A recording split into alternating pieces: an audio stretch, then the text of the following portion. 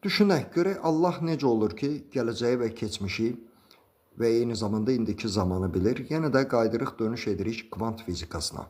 Və görürük ki, Einsteinın dediyinə görə biz 3 ölçülü kainatda yaşayırıq. 3 ölçüdən əlavə 4-cü ölçü var. Bu da zaman və məkan ölçüsüdür. Deməli, 4 ölçülü məkanlarda nə indiki zaman, nə keçmiş zaman, nə gələcək zaman yoxdur. Çünki zaman sıfıra bərabərdir. Qaldı ki, 5 ölçülü məkan, hansını ki biz Quran-ı Kərimdə axirət olaraq adlandırırıq. Baxın, elm deyir ki, 5 ölçülü məkanlar ümumiyyətlə fizika qanunlarına mütənasib deyil və bundan əlavə 5 ölçülü məkanlarda ümumiyyətlə zaman və məkan anlamı sıfıra bərabərdir. İndi bir anlıq təsəvvür edin ki, xüsusi bir tesserakt içində yaşayırsınız. Siz, hələ Allahdan danışmırıq. Və o tesserraktın içində nə keçmiş var, nə indiki zaman var, nə gələcək zaman var.